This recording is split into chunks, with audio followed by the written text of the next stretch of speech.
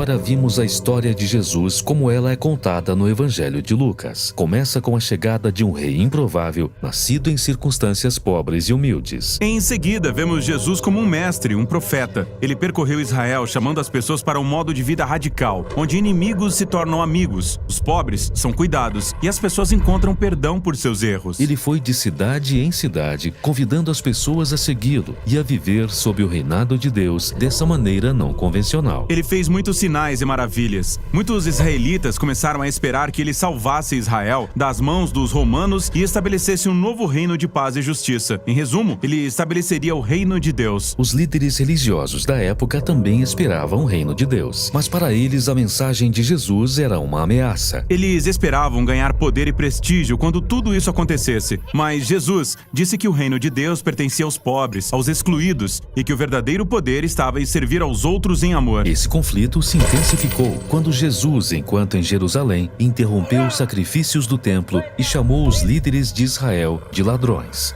Então prenderam Jesus e o acusaram perante as autoridades romanas de ser um rei rebelde. Ele foi entregue para a execução, mesmo sendo inocente.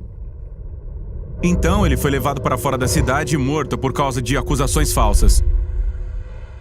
Isso nos leva à seção final do Evangelho de Lucas. Havia um líder religioso chamado José que se opôs à execução de Jesus e depois pediu que lhe entregassem seu corpo, para que ele pudesse enterrar Jesus em uma tumba próxima. Alguns dias depois, algumas mulheres que seguiam Jesus vieram visitar o túmulo e o encontraram aberto e vazio. E elas encontraram duas figuras misteriosas, dizendo que Jesus havia ressuscitado. Então elas fugiram aterrorizadas. Ninguém acreditou no que elas disseram. Poxa, ele não poderia estar vivo? Todos o viram morrer. 2 seguidores de Jesus tinham saído de Jerusalém e seguiam por uma estrada em direção à cidade de Emaús. Eles estavam tristes e confusos com tudo o que havia acontecido. Então Jesus apareceu caminhando ao lado deles, mas eles não reconheceram. Isso é bem estranho. Como não puderam reconhecê-lo? Isso é estranho, mas é uma imagem realmente importante para Lucas. Por algum motivo, eles não enxergavam a presença de Jesus. Então Jesus perguntou: "O que é que vocês estão conversando?" E eles começaram a contar a ele sobre Jesus, um poderoso profeta que eles esperavam que salvasse Israel, mas foi executado. Algumas mulheres disseram que ele está vivo. Isso é loucura. Isso é demais. Vamos para casa. Então, Jesus tenta explicar que as escrituras judaicas apontavam para isso o tempo todo, que Israel precisava de um rei que sofresse e morresse como rebelde em nome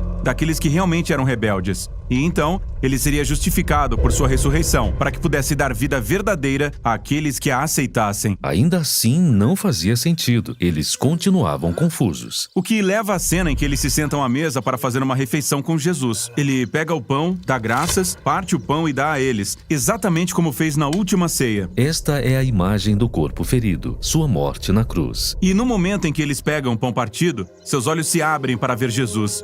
Então ele desaparece e o episódio acaba. Essa história fala sobre como é difícil ver Jesus como ele realmente é. Isso é brilhante. Quer dizer, como o poder e o amor reais de Deus poderiam ser revelados através da vergonhosa execução desse homem.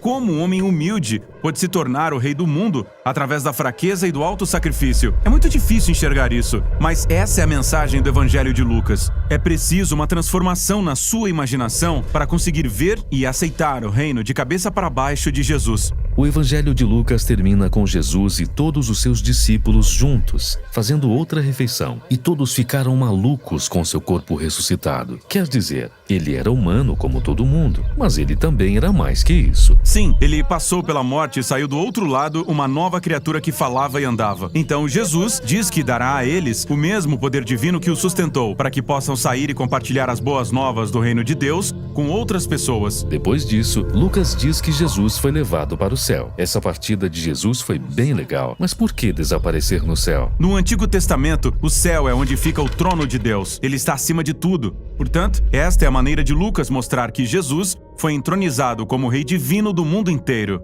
Seus seguidores ficaram em Jerusalém adorando a Deus e a Jesus e esperando por esse novo poder. É nesse ponto que o Evangelho de Lucas termina. Agora, Lucas escreverá sobre como eles recebem esse poder e levam o Evangelho para o mundo. E é disso que trata seu segundo volume, o Livro de Atos.